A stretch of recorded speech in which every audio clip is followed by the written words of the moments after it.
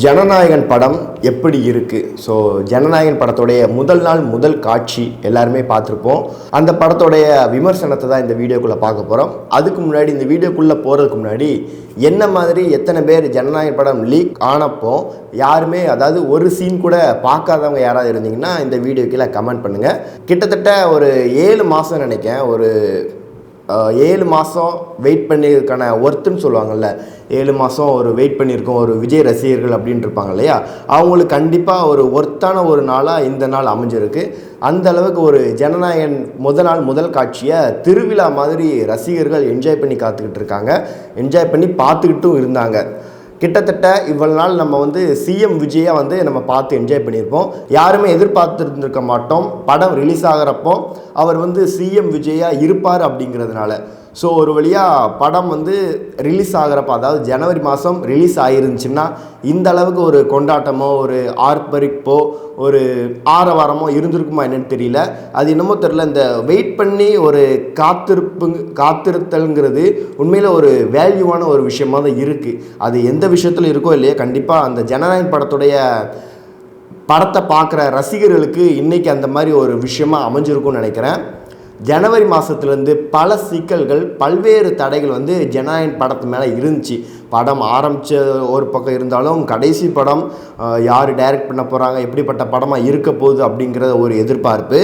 படம் ரிலீஸ் ஆகிற ஸ்டேஜ் வந்துச்சு ஜனவரி மாதம். நான் இவ்வளோ தூரம் எதுக்கு சொல்கிறேன்னா, ஜனநாயகனோட கடந்து வந்த பாதையை நம்ம ஸ்டார்ட் பண்ணி ஆரம்பித்தா தான் அதோடைய அந்த ஒரு உயிர் ஒன்று இருக்கும் இல்லையா, அந்த ஒரு வேல்யூ நமக்கு இன்னும் கொஞ்சம் ஆழமாக தெரியும். ஏன்னா அந்த படத்தை பார்க்குறப்பவே நம்ம எல்லாருமே அதை நோக்கி தான் நம்ம பயணித்து ஒவ்வொரு விஷயமா பார்த்து படம் எப்போ வரும், இப்போ வருமா, அப்போ வருமா எதிர்பார்த்து காத்துட்டு இருந்தோம். ஒவ்வொரு டைமும் படம் ரிலீஸ் ஆகுமா, ஆகாத, எலெக்ஷனுக்கு அப்புறம் ரிலீஸ் ஆகுனாங்க, சாரி எலெக்ஷனுக்கு முன்னாடி ரிலீஸ் ஆகுனாங்க, எலெக்ஷனுக்கு அப்புறம் ரிலீஸ் ஆகுனாங்க, ஜூன் 22 முதல்வர் விஜய் அவர்களுடைய பிறந்தநாள் அன்னைக்கு ரிலீஸ் ஆகுனாங்க. ஒரு வழியாக சென்சார் சர்டிஃபிகேட்லேயும் பல போராட்டம் நடந்து ஏ சர்டிஃபிகேட் கொடுத்து படம் ஒரு வழியாக இன்னைக்கு ரிலீஸ் ஆகிருக்கு. ஓகே, இந்த படத்துடைய ரிவ்யூ பற்றி பார்த்தோம் அப்படின்னா, கொஞ்ச நாளைக்கு முன்னாடி வரைக்கும் ஒரு நியூஸ் ஸ்ப்ரெட்டாக பரவச்சு இல்லையா, இந்த படம் தெலுங்கில் பாலையா படத்தோடைய ரீமேக் தான் அப்படின்ற மாதிரி. இடையில கூட வினோத் கூட ஒரு பேட்டியில் சொல்லியிருப்பாங்க, இது 50% ரீமேக்கான படம் தான், மீதி 50% தளபதிக்கான படம் அப்படின்ற மாதிரி ஒரு இன்டர்வியூவில் சொல்லியிருப்பாங்க. கிட்டத்தட்ட அவர் சொன்ன மாதிரி தான் இந்த படத்துடைய படம் பார்க்குறப்ப எல்லாருக்குமே தெரியும். கிட்டத்தட்ட ரசிகர்கள் எல்லாருக்குமே இந்த படத்தை பார்க்குறப்போ இது ரீமேக் மாதிரியே தெரியல. ஏன்னா அந்த படத்தை எத்தனை பேர் பார்த்துருக்காங்கன்றது தெரியல. நான் கூட அந்த படத்தை பார்த்தது கிடையாது. ஆனால் அந்த படம் பார்க்குறப்போ முன்னாடி போய் சீட்டில் உட்கார்றப்போ எல்லாருமே ஒரு ஃப்ரெஷ் மைண்டாக தான் பார்த்துருப்பாங்க. படம் லீக்கான வெர்ஷனையும் நிறைய பேர் பார்த்துருப்பாங்க. ஸோ லீக்கான வெர்ஷனையும் ஒரு பக்கம் பார்த்துருந்தாலும் இது தளபதி படம் கண்டிப்பாக நாங்கள் பார்ப்போம். அது மட்டும் இல்லாமல் அவருடைய கடைசி படம் அப்படிங்கிறதுனால கண்டிப்பாக எல்லா ரசிகர்களும் எல்லா தரப்பு ஆடியன்ஸும் கண்டிப்பாக இந்த படத்தை பார்க்குறதுக்கான ஒரு முன்னோட்டமாக ஆரம்பித்தது முதல்வர் விஜய் அவர்கள் மட்டும்தான். கண்டிப்பாக அவரால் மட்டும்தான் இது சாத்தியமாக ஆக முடியும். ஏன்னா இத்தனை வருஷமாக அவருடைய ரசிகர்களாக நிறைய பேர் கடந்து வந்த பாதைங்கிறப்போ சாதாரண விஷயம் கிடையாது. அது இந்த கடைசி படம் அப்போ வெளிப்படுறதுங்கிறது தான் உண்மையிலே ஒரு அபூர்வமான ஒரு விஷயமா இருக்குது. ஓகே, இந்த படத்துடைய கதை எங்கேருந்து ஸ்டார்ட் ஆகுது அப்படின்னா, ஒன்லைனை பற்றி சொல்லணும் அப்படின்னா ஷார்ட்டாக கிட்டத்தட்ட ஒரு சாதாரண, அதாவது அரசியலோட அழுத்தத்தை ரொம்பவும் யதார்த்தமாக சொல்லியிருக்காங்க. அதுதான் உண்மை. ஏன்னா இப்போது நடக்கிற இந்த சிச்சுவேஷனில் இருக்கிற அரசியலில் என்னென்ன விஷயங்கள்லாம் நடந்திருக்கு, என்னென்ன விஷயங்கள்லாம் மாறி இருக்குது, இதில் எந்தெந்த இதெல்லாம் வச்சு அரசியல் பண்ணுறாங்க, அதெல்லாம் வச்சு ரொம்பவும் தெளிவாக ஸ்ட்ராங்காக போட்டு அடிச்சிருக்காரு வினோத் அவர்கள். என்னதான் அந்த பாலையா படத்தோடைய ரீமேக் படமாக இருந்தாலும் அதில் ஒரு சில காட்சிகள் ஓகே, அவர் விஜய் சார் இந்த படத்தை ரீமேக் பண்ணுங்க அப்படின்னு சொல்லியிருந்தாலும், அவருக்கு பிடிச்ச மாதிரி ஒரு சில காட்சிகள் வச்சுருந்தாலும், என்னதான் இருந்தாலும் சிஎம் விஜய் அவர்களுடைய ரசிகர்கள் எதிர்பார்க்கிறது என்னது, அவருக்கான ஒரு கமர்ஷியல் படம், ஒரு சாங்கு, டான்ஸு, அப்புறம் ஒரு ஃபைட் சீன்ஸு, இதெல்லாம் கண்டிப்பாக இல்லாமல் இருக்காது விஜய் படம் அப்படிங்கிறதுனால அந்த மாதிரி தான் எல்லா எலமெண்ட்ஸையும் போட்டு தெளித்து வச்சுருக்காரு வினோத் அவர்கள்.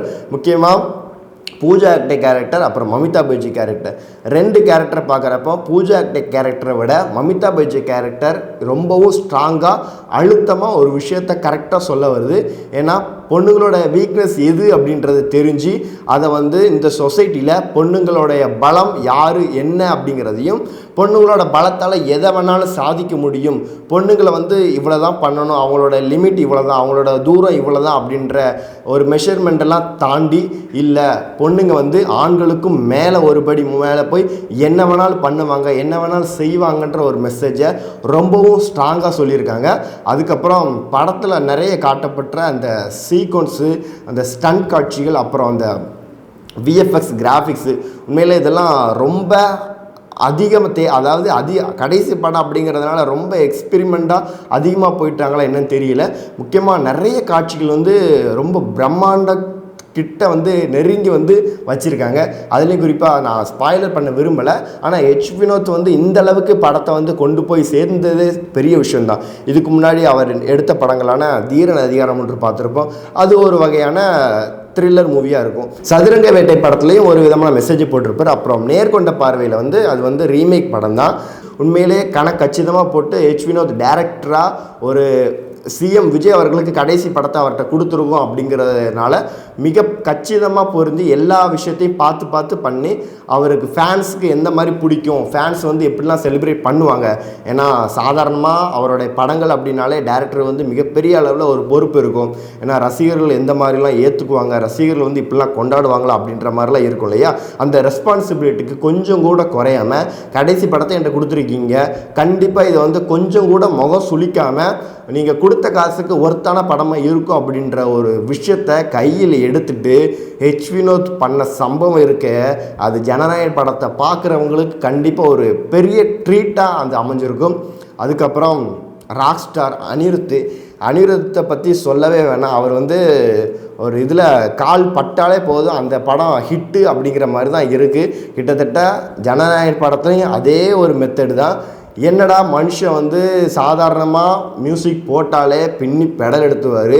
அதுவும் கத்தி, மாஸ்டரு, லியோ, பீஸ்ட்டு இந்த படங்களெல்லாம் கடந்து முதல்வர் விஜய் அவர்களுடைய கடைசி படம் அனிருத்துக்கிட்ட கொடுக்குறாங்க அப்படின்னா, ஏன்னா எல்லாருமே எதிர்பார்த்தது அதுதான். ஓகே, கடைசி படம் ராக் ஸ்டார் அனிருத் மியூசிக் போட்டால் நல்லா இருக்கும் அப்படின்னு நினச்சிக்கிட்டு இருந்தாங்க. அதே மாதிரி அனிருத்துக்கிட்டேயும் போயிடுச்சு.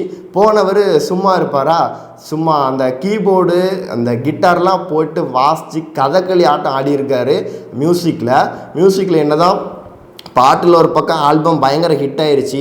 அந்த விஷுவலாக பார்க்குறப்ப உண்மையில் அந்த மியூசிக் ஏற்ற மாதிரி எல்லா பக்கமும் ஸ்கோர் பண்ணியிருக்காரு.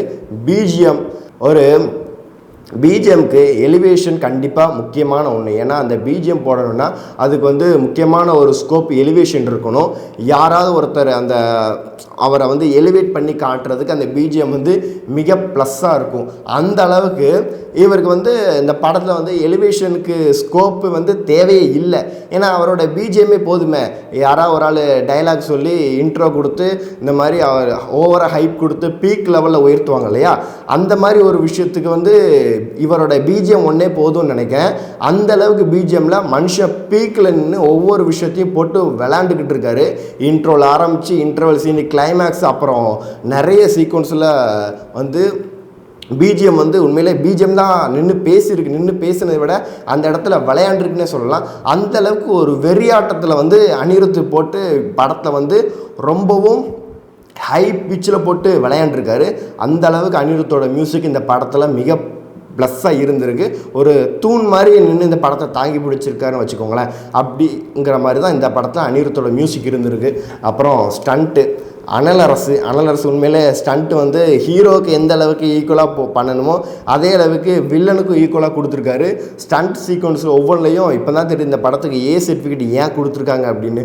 எங்கே பார்த்தாலும் அந்த ரத்தம், கத்தி, அந்த மாதிரி. ஒரு காலத்தில் இந்த கையில் சண்டை போட்டு காலில் சண்டை போட்டுங்கிற காலம் போய் இப்போ வந்து ஃபுல்லாக இந்த கத்தி தான். அது நீங்கள் இந்த போஸ்டர்லாம் பார்த்துருப்பீங்களே, அந்த 2 கத்தி தான் சுற்றி படம் ஃபுல்லாக வந்து ட்ராவல் பண்ணுற மாதிரி தான் அவருடைய ஸ்டண்ட் சீக்வன்ஸ் எல்லாமே இருந்திருக்கு.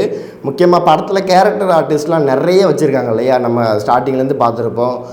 பூஜா ஆக்டே, மமிதா பைஜுவை தாண்டி அப்புறம் பிரகாஷ் ராஜ், பாபி தியோல், அப்புறம் நரேனு, அப்புறம் பிரியாமணி கேரக்டரு, நாசர் கேரக்டரு, இந்த மாதிரி நிறைய கேரக்டர் இருக்காங்க. இதில் முக்கியமான கேரக்டர்லாம் பார்த்தா பாபி தியோல் பிரகாஷ்ராஜ் கேரக்டர். என்ன தான் பாபி தியோல் வந்து மெயின் வில்லனாக இருந்தாலும் நமக்கு வந்து இந்த பிரகாஷ்ராஜோட காம்போ வந்து எல்லாருக்குமே பிடிக்கும் இல்லையா? ஏன்னா ஓஜி காம்போ விஜய் பிரகாஷ்ராஜ்ன்றது ஒரு ஓஜி காம்போ இருக்குது. நம்ம பார்த்துருப்போம், கில்லி படத்தில் பார்த்துருப்போம், போக்கிரியில் பார்த்துருப்போம். இந்த படத்தில் மெயின் வில்லனாக அவர் இல்லைனாலும் ஒரு சில இடத்துல வந்து கொஞ்சம் அந்த மெயின் வில்லனாகவே நமக்கு அவர் தெரிகிறாரு. பிரகாஷ்ராஜ் வந்து ஓகே, இவர் வந்து மெயின் வில்லன் இருக்கிற அளவுக்கு டஃப் கொடுக்குற அந்த மாதிரி தான் அவரோட கேரக்டரில் உள்ள டெப்த்னஸ் இருந்துச்சு. அப்புறம் பாபி தியோல் கேரக்டருக்கு நான் வர்றேன். பாபி தியோல் கேரக்டர் வந்து வில்லனுக்கு வந்து எந்த அளவுக்கு சூட் ஆகுமோ அதையெல்லாம் தாண்டி வில்லன் கேரக்டர்னால் இவர் தான்ப்பா அப்படின்ற மாதிரி நம்ம ஃப்ரேமில் வந்துடுறாரு. ஏன்னா அவரோட இன்ட்ரோ சீனில் ஸ்டார்ட் பண்ணி ஹீரோவுக்கு ஈக்குவலாக ஒரு பவர்ஃபுல்லான வில்லனாக கொண்டு வர முடியுமா அப்படின்னு கேட்டால் கண்டிப்பாக பாபி தியோலை கை காட்டலான்னு நினைக்கிறேன். அந்தளவுக்கு ஒரு பவர்ஃபுல்லான கேரக்டரில் மனுஷன் வந்து நின்று ஒத்தாலாக மனுஷன் பந்தாடி இருக்கார். அந்த அளவுக்கு பாபி தியோலோட கேரக்டர் வந்து படத்தில் மிகப்பெரிய அளவில் ஒரு பயங்கரமான ஒரு கேரக்டராக மாறிடுச்சு. ஸ்டார்டிங்கில் இன்ட்ரோ சீனில் ஆரம்பித்து அப்புறம் ஒவ்வொரு சீனாக போக போக நமக்கு ஒரு கட்டத்து மேலே பாபி தியோலோட வில்லத்தனத்தை பார்த்து நம்மளே மிரள்றோம் அப்படின்ற மாதிரி இருக்கும். ஏன்னா தியேட்டரில் பார்க்குறப்ப அந்த அளவுக்கு அப்படி தான் இருந்துச்சு. ஏன்னா அவரோட வர்ற சீன்லாம் பார்க்குறப்போ ஐயோ இந்த அளவுக்கு ஒரு வில்லனாக இப்படி இருக்கிறாரு அப்படின்ற மாதிரி தான் இருந்துச்சு. அப்புறம் ஹீரோவுக்கு ஈக்குவல்னு சொன்னேன் பார்த்தீங்களா, அது ஏன் சொன்னேன் அப்படின்னா கிட்டத்தட்ட ஹீரோவுக்கு ஈக்குவலாக அவருக்கும் ஃபைட் சீக்வன்ஸ் இந்த படத்தில் இருக்குது, நிறைய வச்சுருக்காங்க. அப்புறம் இன்னும் 2-3 கேமியோஸ் வேறு இருக்குது. அது யாருன்னு சொல்ல வரும்ல, படம் பார்க்கும்போது உங்களுக்கே அந்த சீக்ரெட் அந்த ட்விஸ்ட்டு வர்றப்போ உங்களுக்கே தெரியும், ஓகே இந்த கேமியோலாம் வந்திருக்காங்க அப்படின்ற மாதிரி. முக்கியமாக இது சிஎம் விஜய் அவர்கள் வந்ததுக்கப்புறம் 2-3 மினிஸ்டர் வேறு இந்த படத்தில் நடிச்சிருக்காங்க. ட்ரெய்லர் பார்க்குறப்ப உங்களுக்கே தெரியும். அருண்ராஜ் அவர்களாக இருக்கட்டும், அப்புறம் ஸ்ரீநாத், அப்புறம் போக்குவரத்து துறையில் இருக்கார் இல்லையா, அவரும் நடிச்சிருக்காரு. ஒரு மினிஸ்டரும் இருக்கார். நீங்கள் படம் பார்க்குறப்ப உங்களுக்கே தெரியும் அந்த மினிஸ்டர் தான் அந்த கேமியோ ரோலே, அந்த மாதிரி இருக்குது அந்த கேமியோ ரோலு. ஓகே, படத்தோடைய கதை ஸ்க்ரீன் ப்ளே பற்றி பார்த்தோம் அப்படின்னா, கதை அதாவது பகவத் கேசரி ரீமேக் அது ஒரு பக்கம் விட்டுருங்க, அந்த படத்தோடைய ரீமேக் ஓகே. இன்னொரு பக்கம் தளபதி அதாவது சிஎம் விஜய் அவர்களுடைய கையில் எடுத்த அரசியல், எந்த மாதிரியான ஒரு அரசியலாக இந்த படம் பேச போகுது, எந்த அரசியல் இது பேச போகுது அப்படின்னு பார்த்தோம்னா, உண்மையிலேயே இப்போ கரண்ட்டில் நடக்கிற அரசியல் விஷயத்த ரொம்பவும் தெளிவாக போட்டு கரெக்டாக அந்த அரசியல் வசனத்தை டீகோடிங் பண்ணி அந்த அரசியலை அப்பட்டமாக போட்டு அடிச்சிருக்காங்க. அதுலேயும் கள்ளச்சாராய விஷயமாக இருக்கட்டும், வாரிசு அரசியலாக இருக்கட்டும், 2 கட்சிகள் ஆண்டதாக இருக்கட்டும், துப்பாக்கி சூடு, நான் சொன்ன விஷயம்லாம் உங்களுக்கு தெரியும்னு நினைக்கிறேன். இந்த விஷயம்லாம் நான் ரொம்ப டீப்பாக சொல்லாமல் மேலோட்டமாக அந்த 4-5 விஷயத்தை மட்டும் சொல்கிறேன். அப்படின்னா இந்த விஷயத்தை தான் படத்தை சுற்றி ஒரு வலை மாதிரி பின்னப்பட்டிருக்கு. ஏன்னா இப்போ உள்ள காலகட்டத்தில் அரசியல் எந்த ஒரு பாதை நோக்கி போயிருக்கு அப்படின்றது தெரியும். 2 கட்சிகளை மாற்றி புதுசாக ஒரு கட்சியை மக்கள் வர வச்சுருக்காங்க அப்படின்னா அதில் கண்டிப்பாக முக்கியமான ஒரு அரசியலை வந்து இந்த படம் பேசியிருக்கு. அது என்னவா பேசியிருக்கு, எதை மையப்படுத்தி பேசியிருக்கு, அந்த அரசியலால் எதுக்கு இம்பேக்ட் ஆகுது அப்படிங்கிறத இந்த படம் பார்க்குறப்ப உங்களுக்கே தெரியும். சாங்ஸ் வைஸ் பார்த்தோம் அப்படின்னா, ஒரு பக்கம் ராவண மாவண்டா பாட்டு, தளபதி விஜய் அவர்களுடைய எலிவேஷன், அதாவது அவரை வந்து ஏற்கனவே அவர் வந்தாலே ஒரு எலிவேஷன் பீக் சம்பவம் தான். இதில் வேறு அந்த ராவண மாவண்டா பாட்டு அப்படி போட்டு 2 வருஷனாக போட்டிருக்காரு அனிருத்து. 2 வருஷனாக போட்டப்பவே மனுஷன் சும்மா பூந்து விளையாடி மின்னல் வேகத்தில் போட்டு சூறையாட்டம் ஆடியிருக்காரு நம்மளுடைய தளபதி விஜய் சார். அதுக்கப்புறம் பார்த்தா ஒரு பேரே வரலாறு பாட்டு கேட்குறப்ப எல்லாருக்குமே அந்த விஷுவலாக பார்க்குறப்ப நமக்கு எல்லாருக்குமே மைண்டில் வர்றது எல்லாமே டிவிக்கே தான். ஏன்னா அந்த பாட்டுக்கும் அந்த டிவிக்கேக்கும் ரொம்ப க்ளோஸ் கனெக்ட் ஆகிருக்கு. நம்ம ஆடியோவாக கேட்டிருப்போம், லிரிக் வீடியோவாக பார்த்துருப்போம். என்னதான் அப்படி பார்த்தாலும் வீடியோவாக நம்ம பார்க்குறோம் இல்லையா, தியேட்டரில் வீடியோவாக பார்க்குறப்போ நம்ம மைண்டுக்கு வர்றது பூரா டிவிக்கே பற்றின ஒரு அந்த கனெக்ட் தான் ரொம்ப க்ளோஸாக இருக்கும். தளபதி கச்சேரி, அந்த தளபதி கச்சேரி தான் மிகப்பெரிய அளவில் ஒரு கச்சேரியாக மாறி இருக்குது. தியேட்டரில் மக்களும் சரி ரசிகர்களும் சரி கொண்டாட்டத்தில் வந்து கணக்கே இல்லை. கொண்டாட்டத்தில் அத்தனை பேரும் சும்மா துள்ளி குச்சி விளையாண்டுக்கிட்டு இருக்காங்க. அந்த பாட்டுக்கு அந்த அளவுக்கு ஒரு வெறி பிடிச்ச மாதிரி ஆடிருக்காங்க. ஆடினதுக்கப்புறம் லாஸ்ட்டாக ஒரு டான்ஸ் ஒன்று இருக்குல்ல, அந்த டான்ஸை கண்டிப்பாக எதுக்கு லிரிக் வீடியோ வர்றப்போ லாஸ்ட் டான்ஸ்னு வாட்சிங் தியேட்டர்னு சொன்னாங்கன்னு இப்போ தான் புரியுது. ஏன்னா அந்த டான்ஸை வந்து நம்ம நார்மலாக லிரிக் வீடியோவை விட்டால் அது அந்தளவுக்கு ஒரு இம்பேக்டாக இருக்குமா என்னன்றது தெரியல. ஒருவேளை நம்ம தியேட்டரில் பார்க்குறப்ப தான் அதோடைய ஃபுல் வெர்ஷனை விடுறப்ப தான் தெரியுது, ஓகே இதோட தாக்கம் இந்த அளவுக்கு இருக்குதா அப்படின்னா. அதுக்கப்புறம் முக்கியமான ஒரு விஷயம் என்னென்னா, கடைசியாக ஃபைனலாக சிஎம் விஜய், அதாவது நம்ம சிஎம் விஜய்னு இவ்வளோ நாள் நம்ம கூப்பிட்டுட்டு இருக்கோம், இனிமேல் அப்படி தான் பண்ண போகிறோம். படம் ரிலீஸ் ஆகிறப்போ கொஞ்ச நாளைக்கு மட்டும் தளபதி விஜயாக நம்ம அவரை நினச்சிப்போமே அப்படின்ற மாதிரி தான் இருந்துச்சு. உண்மையிலே அந்த எம்ஜிஆர் சீன்ஸில் வரும் இல்லையா, நான் ஆணையிட்டால் பாட்டு, அந்த பாட்டு கண்டிப்பாக இவருக்கு தான் பொருந்திருக்கு அப்படின்ற மாதிரி தான் இருக்குது. ஏன்னா அந்த படத்தை பார்க்குறப்ப உங்களுக்கே தெரியும், 1-2 சீன்ஸ்க்கு வந்து நீங்கள் வந்து கொடுத்த காசே போதும் அப்படின்ற மாதிரி இருக்கும். இதெல்லாம் ஒரு படி மலை போய் இன்ட்ரோ கார்டு, டைட்டில் கார்டு ஒன்று இருக்கும், சிஎம் விஜய்னு ஒரு டைட்டில் கார்டு. அந்த டைட்டில் கார்டுக்கே கொடுத்த காசு போதும் அப்படின்ற மாதிரி தான் இருக்கும். அந்த அளவுக்கு ஒரு ரசிகர்கள் அவளோட 7 மாதத்துக்கு அப்புறம் வெயிட் பண்ணி அந்த ஃபஸ்ட் டே ஃபர்ஸ்ட் ஷோ பார்க்குறதுக்காக சீட்டில் உட்கார்றப்போ அந்த ஒரு டைட்டில் கார்டு போதுப்பா, சாட்டிஸ்ஃபேக்ஷன் அந்த மாதிரி தான் இருந்துச்சு. அதுக்கப்புறம் ஒவ்வொரு சீனாக சீன் பை சீனாக போய்கிட்டே இருக்கிறப்போ நமக்கு இன்டர்வல் சீனே போதும். அப்புறம் இன்டர்வல் சீன்லேயும் ஓரளவுக்கு நம்ம சாட்டிஸ்ஃபேக்ஷன் இருக்க மாதிரி இருக்கும். அந்தளவுக்கு ஒவ்வொரு சீனாக இந்த ஓஜி தளபதி அப்படின்றோம் இல்லையா, இது ஓஜி தளபதி படம். இந்த படத்தை வந்து நாங்கள் இதுக்கு முன்னாடி எத்தனையோ படம் பார்த்துருப்போம் இல்லையா, விண்டேஜ் படங்களாக இருக்கட்டும், அதுக்கப்புறம் மிடில் வந்த படங்களாக இருக்கட்டும், அப்புறம் ரொம்ப இயர்லியாக வந்த படங்களாக இருக்கட்டும், இப்போ லாஸ்ட்டாக வந்த படங்களாக இருக்கட்டும், எந்த படம் வந்தாலுமே இந்த படத்தில் வந்து ரெஃபரன்ஸ் வைக்கிறதுக்கு எதுவுமே வேணாம், இது வந்து சிஎம்மோட ரெஃபரன்ஸு போதும் அப்படின்ற மாதிரி தான் இருக்குது. அந்த கை சைகை இருக்குல்ல, அந்த சைகையோட ரெஃபரன்ஸை மட்டும் வச்சு படத்தை வேறு லெவலில் கொண்டு போயிருக்காங்க. ஃபைனலாக பார்த்தோம்னா இந்த படம் என்ன தான் லீக் ஆகி பகவந்த் கேசரியோட ரீமேக்கு, சென்சாரில் இஷ்யூ, சர்டிஃபிகேட்டு இவ்வளோத்தையும் கடந்து இந்த படம் வந்து ரிலீஸ் ஆனதே பெரிய விஷயம். இந்த ரிலீஸ் ஆனதுக்கப்புறம் கூட இந்த படத்தை கொண்டாடுற ரசிகர்கள் இருக்காங்க இல்லையா, உண்மையிலே அவங்களுக்கு தான் மிகப்பெரிய அளவுக்கு ஒரு ராயல் சல்யூட் அடிக்கணும். ஏன்னா அந்த மாதிரி ஒரு விஷயத்த பண்ணியிருக்காங்க. படத்தை வந்து யார் பார்க்க போகிறா, லீக் ஆகிடுச்சி, நிறைய பேர் லீக்கான வெர்ஷனே படத்தை பார்த்துட்டு படத்துக்கு வரலன்னு சொல்கிறதெல்லாம் போய் லீக்கான வெர்ஷனாக இருந்தாலும் எங்கள் தளபதி படம் நாங்கள் பார்க்க வரோம் அப்படின்ற மாதிரி ரசிகர்கள் இருக்காங்க இல்லையா. அந்த மாதிரி ரசிகர்கள் வந்து முதல்வர் விஜய் அவர்களுக்கு கிடைச்சது உண்மையிலே பெரிய விஷயந்தான். ஃபைனலாக ஃபஸ்ட்லேருந்து ஸ்டார்டிங் எல்லாம் நல்லா என்ஜாய் பண்ணிக்கோங்க, நல்லா செலிப்ரேட் பண்ணிக்கோங்க, நல்லா ஒரு குத்தாட்டம் போட்டு டான்ஸ் ஆடிக்கோங்க, என்ஜாய் பண்ணிக்கோங்க. ஃபைனலாக வந்து நீங்கள் வந்து ஃபீல் பண்ணிட்டு போயிருங்க அப்படின்ற மாதிரி தான் ஒரு விஷயம் நடந்திருக்கு. எல்லா கிளைமேக்ஸ்லாம் முடிஞ்சதுக்கப்புறம் லாஸ்ட்டில் வந்து ஒரு மொமெண்ட், ஒரு ட்ரிபியூட் ஒன்று வச்சுருக்காங்க. அது உண்மையிலேயே எவ்வளோ நாள் என்ஜாய் பண்ணி பார்த்தீங்கல்ல, லாஸ்ட் டைமு கொஞ்சம் ஃபீல் பண்ணி கண் கலங்கிட்டு போங்க அப்படின்ற மாதிரி தான் வச்சுருக்காங்க. படம் பார்க்கும்போது உங்களுக்கே தெரியும். ஏன்னா இவ்வளோ வருஷமாக இவ்வளோ காலமாக அவரோட படங்களை தியேட்டரில் போய் பார்த்து அவருடைய படங்களை ஃபஸ்ட்டு பார்த்துட்டு அந்த செலிப்ரேட் பண்ண மொமெண்டெல்லாம் போய் அவருடைய கடைசி படத்தை ஃபஸ்ட்டு பார்த்துட்டு வெளில வர்றப்போ ஒரு உள்ளுக்குள்ளே ஒரு ஃபீல் இருந்துகிட்டே இருக்கும். ஏன்னா இதுக்கப்புறம் நம்ம அவருடைய படங்களை நம்ம புது படங்களை பார்க்க முடியாதோ, ஒரு தீபாவளி பொங்கல் வந்தாலே விஜய் படம் தான் எங்களுக்கு, விஜய் படம் தான் நாங்கள் போய் பார்த்துட்டு தான் தீபாவளி பொங்கலை கொண்டாடுவோம். சில பேருக்கு தீபாவளி பொங்கலாம் எங்களுக்கு வேண்டாம், விஜய் படம் வந்தாலே அன்றைக்கி தீபாவளி தான், தீபாவளிக்கு விஜய் படம் வருதா, ஓகே அது மட்டும் போதும் எங்களுக்கு அப்படின்ற மைண்ட் செட்டில் இருக்கிற ரசிகர்கள்லாம் இருக்காங்க. அப்படிங்கிறவங்களுக்கெல்லாம் இந்த படத்தை பார்த்து முடித்ததுக்கப்புறம் ஒரு மாதிரி உள்ளுக்குள்ளே ஏதோ ஒன்று பண்ணிக்கிட்டே இருக்கும்ல. ஒரு சிலவங்க சொல்ல வார்த்தை வராமல் வெளில அழுதுட்டு இன்றைக்கி பைட் கொடுக்குறவங்களாம் பார்த்துருக்கோம். கடைசி படம் சொன்னது அவங்கள அறியாமலே கண்ணு கலங்கி லாஸ்ட்டு கிளைமேக்ஸில் கூட அந்த ட்ரிபியூட் வீடியோ பார்க்குறாங்க, அவங்கள அறியாமல் கண்ணு கலங்கி அழுதுட்டு போகிறவங்களாம் இருக்காங்க. அந்த மாதிரி ஒரு மறக்க முடியாத கண்ணீர் மொமெண்ட்டாக இந்த படம் மாறிடுச்சு.